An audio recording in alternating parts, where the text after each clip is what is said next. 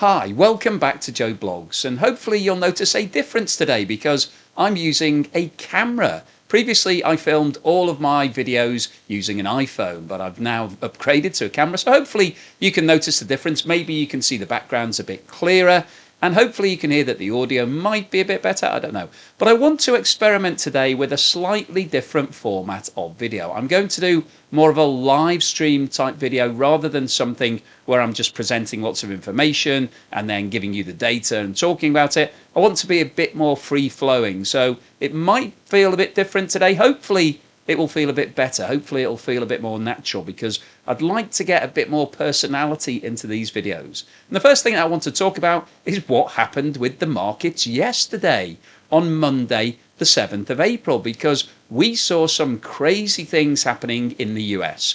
If we have a look at the charts, we'll just pull up the data for the S&P 500. If we have a look at what's happened over the past 12 months, you can see the real crash in values that started on April the 3rd following President Trump's announcement of his reciprocal tariffs. And I've had a lot of complaints from people saying, stop calling them reciprocal tariffs. They're not reciprocal. They don't match the tariffs from other countries, but that's what he's calling them, so that's what I'm going to call them. So you can see the big crash. And if we look at what's happened over the past 5 days, I think what happened on Monday was really interesting because when the market first opened, the S&P 500 nosedived, so you can see that there was a huge fall, and that was really the part of the panic. I posted a video talking about the panic across the global markets. However, throughout the course of the day, the market actually bounced back, and it ended up higher than it was at the start of the day. So a lot of people have read into that saying, well, is there really a financial crash? Is there anything really to be concerned about? Or was this just a storm in a teacup? Sorry, I'm mixing my words, but you get what I mean. And what I wanted to point out is that over the course of the past few days, the S&P 500 has actually dropped by 10.73%.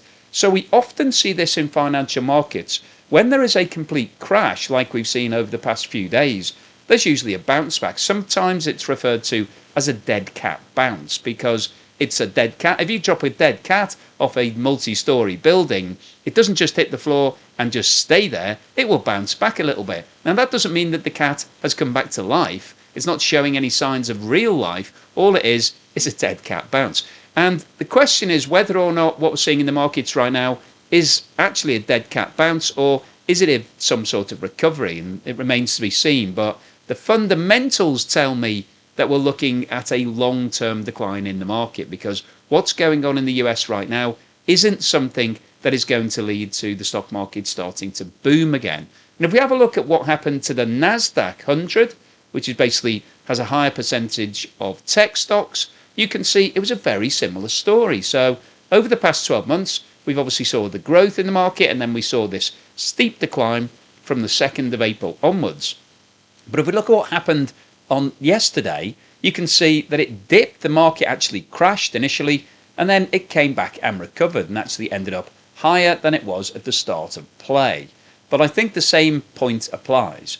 So what I wanted to do now is really go through some of what Donald Trump has been saying over the past few days, because I've been accused of being negative towards Donald Trump and being very negative towards all of these new policies. And I guess there's probably some truth in that, in terms of I've been looking at it from a global perspective rather than looking at it from the US point of view. And from the US's perspective, a lot of people have actually come out and been supportive of what Donald Trump has been doing.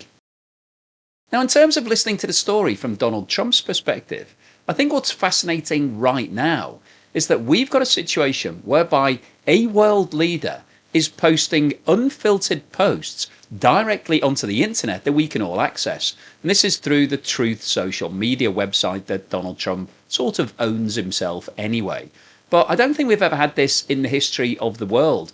Normally, if you had a president who wanted to say something to the public, it would go through a White House official press release. And obviously, that would then be checked and doctored and probably amended, and things would be taken out of it. And you wouldn't be able to speak from the heart and just say things that you want to say. But Donald Trump is posting things on Truth Social every single day. In fact, he's posting multiple things every day. So let's have a look at some of the things that he's posted that show that he believes that the tariffs are the right strategy going forward for the USA. What we're not talking about is oil was $76, now it's $65. Gasoline prices are going to plummet. So the first thing he's talking about here is the fact that gasoline prices have come down to $65. Any other time, that would be the number one story. In fact, if you go to the polls, what will get you elected as president? Much cheaper gasoline or Wall Street crime? I think it's a fair point that most people in the US probably are more concerned about gasoline prices than they are about stock prices. I'm just being honest about it, right? So, yeah, people have these stocks in their 401ks. And guess what? We've been through it. There's a correction on average every year. There's a bear market every couple of years. I think most people are accustomed to that. That's what we've been pointing out this morning, and the president has been pointing it out. Rates are plummeting. Oil prices are plummeting. Deregulation is happening. You know, we've got all of these things happening. President Trump is not going to bend. He's trying to build the economy and make it independent. So I think it's a really interesting spin, and obviously these are posts taken directly from Donald Trump's Truth social media platform. So he's putting a very positive perspective on what's happening in the markets right now, looking at things that are affecting people's real everyday lives. And obviously gasoline prices are one of the key things that a lot of people talk about. And the fact that gasoline prices have come down does look like a positive in the short term. However, the reason why gasoline prices are coming down isn't because Donald Trump has applied tariffs and therefore gasoline's now cheaper.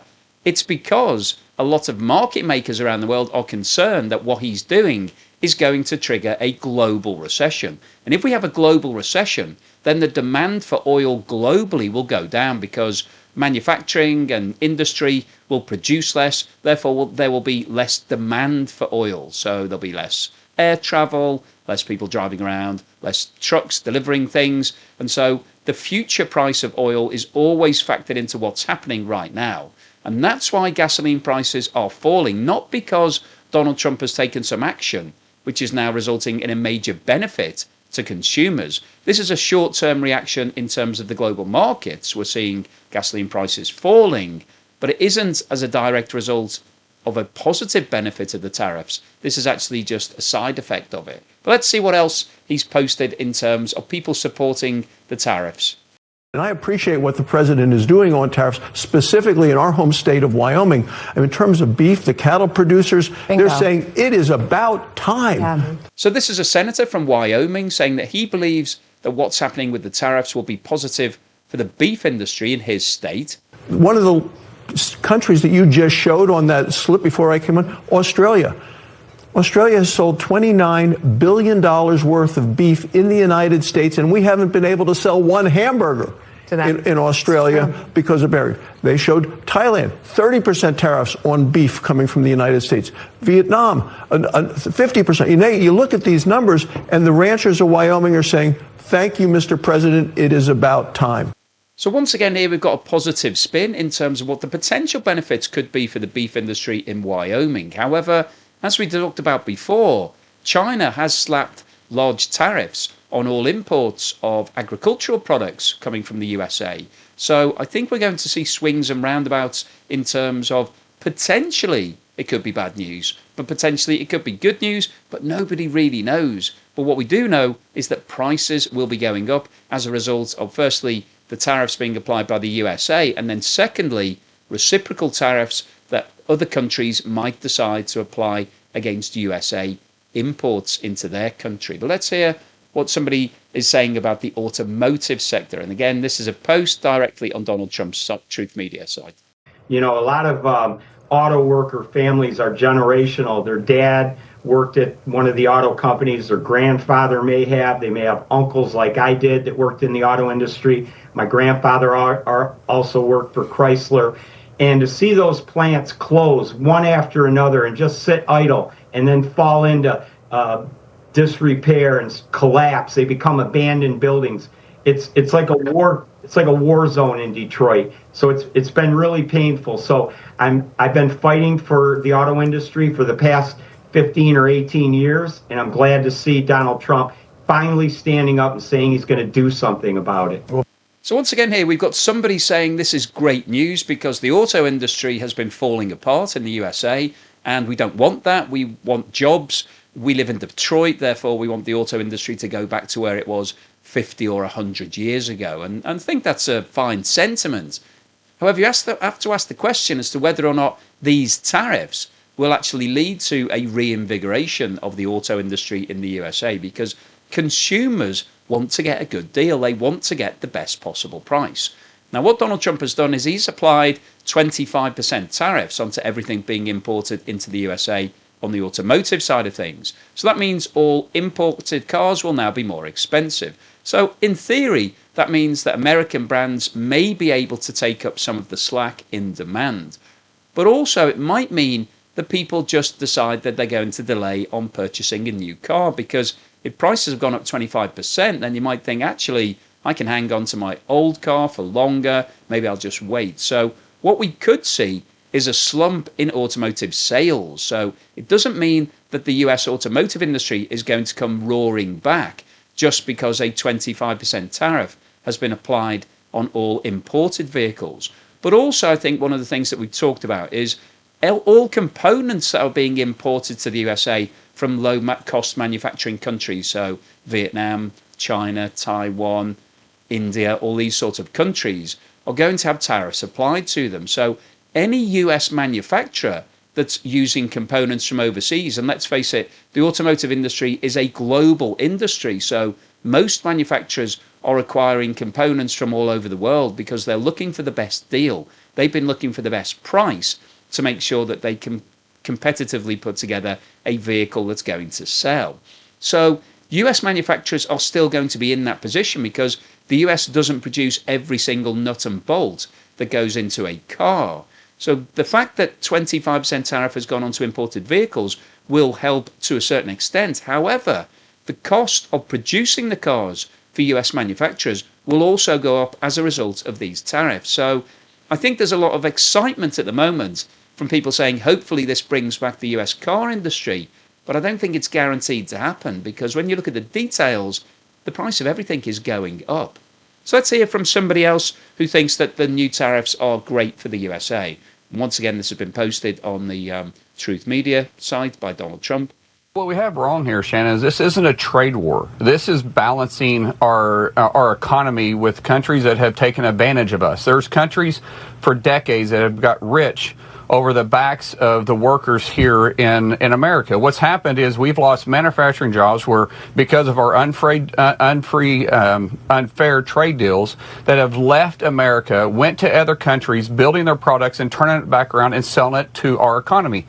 The countries need access to our economy because we're the largest and the greatest economy in the world. The problem is it's costing us manufacturing jobs. It is time for someone to stand up. And I applaud President Trump for having a backbone and being the first president to ever stand up and say, hold on a second. It's not about today's economy. It's about the future of America's economy going down the road. We know the trade deficits have spread. They've only got worse year after year after year. And at some point, someone had to do something about it. And President Trump is finally doing that. So this was a senator from Oklahoma who's saying that the trade deficit is one of the problems, and that obviously Donald Trump is now addressing that. But as I discussed in a previous video, one of the reasons why the trade deficit exists is because a lot of the countries that the USA is dealing with are low-cost manufacturing countries. So basically, their cost of labor is maybe 10 times or even 100 times less than it is in the USA. So for those nations, it's going to be very difficult to have an equalized balance of trade, because Bangladesh, for example, which makes a lot of socks that are sold in the USA, really the people in Bangladesh don't have enough money to be able to buy lots of products imported from the USA. They're basically buying food and existing. That's all they can do. They're just getting enough money to be able to get by. They get paid, they buy their food, they pay for some rent, and that's it. They don't have any spare cash at the end of the day. So looking at it like that, it's going to be difficult for every single country in the world to get to a level playing field with the US. And also from the US's point of view, the fact that it's talking about bringing back manufacturing, the cost of that is going to be astronomical compared to the cost in low-cost economies. So again, what we're going to see is if the US does go to the point where everything is manufactured in the US that's being purchased by US consumers, then the cost of those items is going to be a lot more than it is today. Let's have a look at somebody else who's saying that this potentially could be good news for the US economy. What the opportunity is to rebuild the global trading system in a way that works for the United States, which we didn't have. I think there's also the opportunity on globalism to reverse it. EJ was talking about China. You know, they're still getting loans from the World Bank. I couldn't stop it. They're still getting debt restructurings. When they make a bad loan abroad, they get all their money back. And so the whole system is set up in a way that favors them and not the U.S. So this is a starting point. So that's David Malpass, the former president of the World Bank, and he's saying that actually this could represent a serious change of the guard in terms of stopping China getting any more loans from external sources because it was deemed to be, in need of loans, and equalizing what everything is going on and putting the US back into a favorable position. And I guess if you're the ex-president of the World Bank, you sort of know what you're talking about. So maybe there is some merit in this, but I think there is definitely going to be some short-term pain in terms of what's going to happen over the course of the next 3 to 6 to 12 months, certainly during the rest of 2025, if Donald Trump sticks to these tariffs as they've been published. Now, in terms of the potential for a global trade war, the relationship between the USA and China is absolutely key.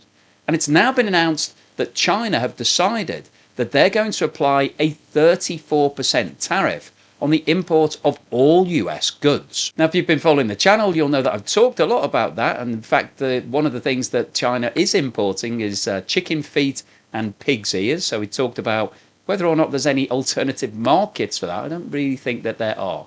But in terms of that 34% reciprocal tariff, so the retaliatory tariff from China to the USA, Donald Trump has now come out and said that he's going to apply even more tariffs against China.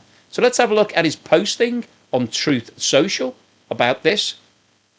So it reads, yesterday, China issued retaliatory tariffs of 34% on top of their already record-setting tariffs, non-monetary tariffs, illegal subsidization of companies, and massive long-term currency manipulation. Despite my warning that any country that retaliates against the USA by issuing additional tariffs above and beyond their already existing long-term tariff abuse of our nation will be immediately met with new and substantially higher tariffs. Now, this, I think, is why China have accused the USA of protectionism and bullying, because Donald Trump has said, if you retaliate, we'll retaliate harder. He goes on to say, therefore, if China does not withdraw its 34% increase above their already long-term trading abuses by tomorrow, April the 8th, 2025, the USA will impose additional tariffs on China of 50%. Now, 50%, that's on top of the 34%, which is on top of the 20% that he announced around a month ago. So if he goes through with this 50%, it would equate to 104% tariffs over the course of the last few weeks, effective 9th of April. Additionally, all talks with China concerning their requested meeting with us will be terminated. Negotiations with other countries which have also requested meetings will begin taking place immediately. Thank you for your attention on this matter. So what we're seeing here is Donald Trump coming back very hard against China. Is China coming to the table or not? Well, which table are you talking about? If they were coming into the ring to fight and take off the gloves and fight back, yes, they're going to be doing that. China has been fairly measured so far, and Xi Jinping essentially telling his government to remain calm until now. I think they had probably taken a little bit too many punches themselves, and finally 34% that takes effect on all U.S. goods imported into China on April 10th. So mid this week, there are a number of different export controls. They've added some defense companies to their so-called blacklist, the entity list. They are banning chicken imports from some American companies. That's the chicken feet, don't forget. Sorghum from one American companies. Also, again, those rare earths, further restrictions on the outflow of rare earths which China controls. Now, if you follow the channel, you'll know that I talked about the rare earth exports from China to the USA recently, and a lot of those rare earth elements are used in really specific applications, many of them in defense, high-tech, nuclear industries. And although there potentially could be some alternative suppliers, the supply is very limited globally, and the US doesn't have enough of its own rare earth elements, so it definitely needs to import them. And I think China, what it's trying to do is tighten the screw on the USA and say, okay, if you're just going to keep raising tariffs every time we come back with higher tariffs, we're going to hit you with something else that potentially could hurt your economy, development, and growth in the longer term. So China are taking a slightly different approach. Now, in terms of his reference to countries wanting to negotiate on the tariffs, this is something that's become a theme over the past few days. Lots of countries have contacted the US directly and said, we don't want these tariffs. What can we do about it? And Donald Trump appears to be inviting leaders over to the White House to discuss this face to face. But let's hear what he said on his Truth social media platform. This is what he posted. I got a report from the USTR last night that more than 50 countries have reached out to the president to begin a negotiation. But they're doing that because they understand that they bear a lot of the tariff. And so I don't think that you're going to see a big effect on the consumer in the U.S. because I do think that the reason why we have a persistent long-run trade deficit is these people have very inelastic supply. They've been dumping goods into the country in order to create jobs, say, in China. So Donald Trump himself has posted this, saying that more than 50 countries have requested a face-to-face meeting. And here's what he said on Air Force One. I've spoken to many countries. They all want to do, just so you understand the power of what I'm doing, every country is calling and being very solicitous of us. Very, very nice. They're being very nice. And we have to be able to justify. This is not sustainable. The United States can't lose $1.9 trillion on trade. We can't do that and also spend a lot of money on NATO in order to protect European nations. We cover them with military, then we lose money on trade. The whole thing is crazy. And I got elected on that basis. So he's now linking this to NATO as well as the trade agreement. So he's bringing in the defense side of things, the security threat. So I think it's interesting that Donald Trump has really hit all of these countries really hard with these tariffs. This would have a really devastating impact on a lot of countries' economies. And now he's saying, if you want to talk about it, come see me. However, he's still referring to that balance of trade and the deficit that the USA has. So he's certainly playing hardball right now. But let's pick up again on the China position, because I think what happens between the USA and China is going to be really critical to whether or not we go into a global recession. What we're looking at is uncertainty, financial concern, and the very real possibility of a potential global recession. Now, one theme that we're seeing emerge when it comes to the potential tariff negotiations is that it appears President Trump wants to do them in person. He confirmed earlier today that he had spoken to the Japan Prime Minister and that a team of negotiators would be coming to Washington to further their discussions. So Japan seemed to be the first country that have actually stepped up and started talking to Donald Trump directly. The biggest story today appears to be President Trump threatening this additional 50% tariff when it comes to China. Critical here, our understanding, according to his Truth Social post, is that this levy would be enacted on top of existing levies, the 20% tariff that's already in place against Beijing, and then, of course, that 34% tariff that we are expecting to go into place on April 9th. Well, in addition, with reciprocal tariffs on all other partners, Tyler, the president also talked about other ongoing conversations with different countries that he is having. Is there any indication from the White House that deals are forthcoming before the Wednesday deadline? At this point, the White House is holding pretty firm, right? Senior administration officials had confirmed yesterday that more than 50 countries reached out to the U.S. to negotiate. The question being, what will it take for President Trump to get to the negotiating table? He's previously said that he needs to see something phenomenal, right? So Donald Trump needs to see something phenomenal in order to do a deal with any of these countries. And as she just said, nobody really knows what phenomenal means in the context of tariffs and trade, but I guess Donald Trump knows what the definition is. Whether he tells anybody else remains to be seen. Yesterday, he did give some indication to reporters that they're really focusing in on trade deficits. That could be very difficult for some countries, particularly ones that we rely on for low-cost goods, to end up meeting in order to get some sort of deal done. But Joe and Kaylee, this White House really dismissing investors' fears. So just before we go on to talk about that investor issue, what he's saying there is that basically he still wants that equalization in terms of balance of trade. And as we've just discussed, it's going to be difficult for a lot of these low-cost economies to be able to get there because they simply don't buy enough from other countries to be able to equalize the amount that they're exporting to the US. And the flip side of that is that the US is going to struggle to be able to compete to get anywhere near the cost price of producing things like socks and pencils and low-cost items that people want to buy, but you don't want to be paying $20 or $30 for it because you've had to pay lots of people in the US a much higher level than you would pay in Bangladesh or India or Vietnam or China. President Trump told reporters yesterday on Air Force One, saying to hold tight, this is all about long-term gain. What's going to happen with the market, I can't tell you, but I can tell you our country has gotten a lot stronger.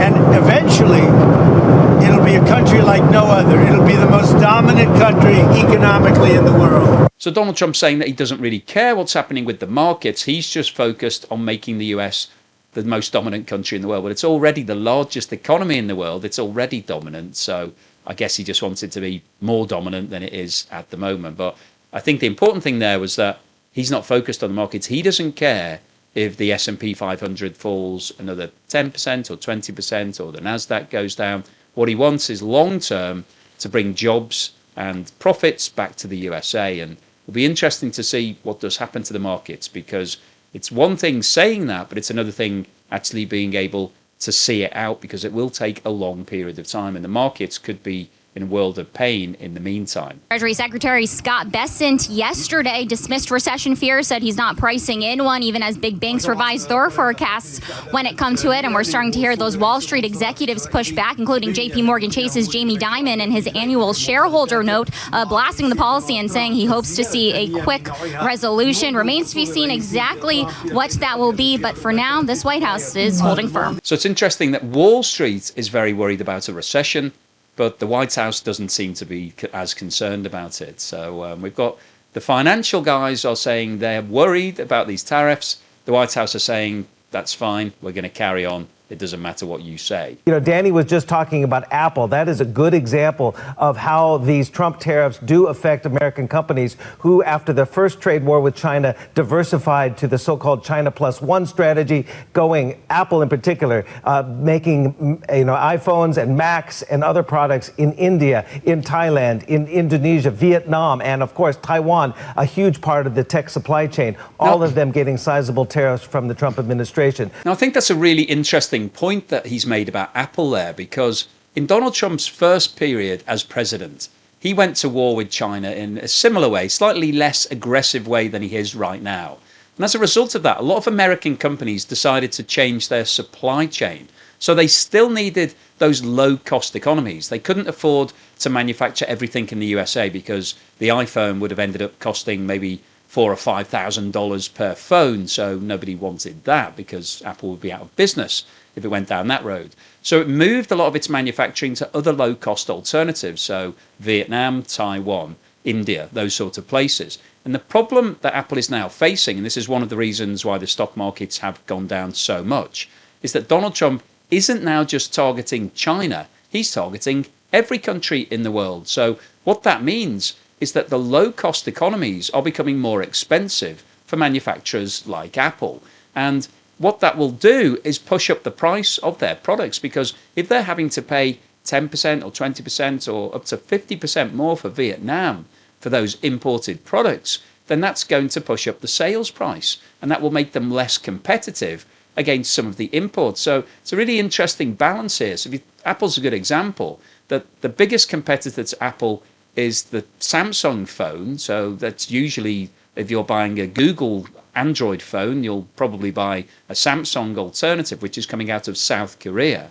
So although South Korea have had an increase in their tariffs, Apple will also see an increase in its price because of all of these component parts that are rising in cost for US consumers. And so it might be that Apple actually comes out worse than Samsung at the end of that tariff war, that the component increase for Apple is the cumulative impact of that means that its sale price goes up by more than the Samsung phone does. And so Samsung could actually perversely become more cost competitive through this weird tariff system. So what's the summary and conclusion today? Well, I wanted to post this video because we've been following what's been going on in the markets over the past few days, and I think this is still one of the biggest news events of 2025. This is a monster story. If Donald Trump sticks to his guns and applies all of these tariffs as laid out on that board that he showed outside the White House on April the 2nd, this is going to be devastating to the global economy because most economies won't be able to cope with that increase in price and therefore the fall in revenue and profits for all of their companies. So it could trigger a global recession. And as I've discussed, it isn't as simple as the USA saying, well, we're going to stop all of these imports and make everything ourselves, because firstly, it's not ready for that. It doesn't have all of the factories and everything ready to go to start producing everything to replace all of the imports. And secondly, the cost of labor in the USA is significantly higher than it is in places like China and Vietnam and Taiwan and India. So if the USA does take everything back in-house, if it starts producing everything that it needs, the cost of those items is going to go up in multiples. So this could be really damaging to the US in terms of increase in prices and therefore fall in revenue and profitability. And we could see consumers starting to withhold in terms of their spending. So there are some really big impacts that could follow through from these tariffs. And what we've seen in today's video is that Donald Trump seemed to be playing a smart game. He's come out very aggressively. He said, this is what's going to happen unless you come and negotiate with me. And I'm only prepared to negotiate if you've got something phenomenal to negotiate with. Now, nobody knows what that means, but basically what he's doing is coming out and setting his stall out where he's holding all of the aces. He's got the balance of power here. He wants companies to come to the USA, which is already a sign that they're giving up a little bit because they're traveling to his home turf. And then they're going to have to agree to whatever it is that he says is the best deal for the USA. So it'll be interesting to see what happens. Now, China have come out as the second biggest economy in the world and basically said, we're not doing that. We're not negotiating with you. We're not coming to the White House. What we're going to do is impose tit-for-tat tariffs. So you put 34% on us, we'll put 34% on you. And also, we'll put some other stuff like withholding some of our rare earth metals and stopping some of your businesses from doing business with us. And so China is trying to play a two-pronged attack. Firstly, like-for-like tariffs, but also coming in with other issues that could cause the USA issues with regards to its own development and technology. And if that happens, if we see both of those superpowers going head-to-head over the course of the next few months, then I think that potentially will trigger a global recession because they are the biggest economies, they're doing the most trade with each other, and so if they start increasing the price of all of that trade, it will be detrimental to their economies and therefore will be detrimental to everybody else because they are by far the two biggest economies globally. So the overall summary of today's video is that we've seen a stabilization in the markets. Whether or not that continues remains to be seen. My gut feel is that this is just a pause in the fall in the markets and we're likely to see ongoing falls. They might not be as dramatic as we've seen over the past few days, but I think the markets will drift down over the course of the next few weeks and months, especially if this new tariff regime is maintained. If Donald Trump sticks to his guns and applies all of these tariffs against every country in the world, that will be really bad news for those economies, but ultimately will also be bad news for the USA. It'll push up prices, and this could really trigger a global recession. So hopefully you've enjoyed this new format. Let me know what you think, whether or not you think this is a better picture. Is it clearer? Can you see everything better? Can you see me better? Maybe you don't want to see me better. Maybe you like me being slightly fuzzy, I don't know. And let me know what you think of this format, whether or not you like this more relaxed, more vlog format, more talking as I'm going along rather than scripting things. Not that I used to script it, but I had an agenda and I'd work out things and try to keep it as compact as possible. But I like this format. It's more fun to create for me.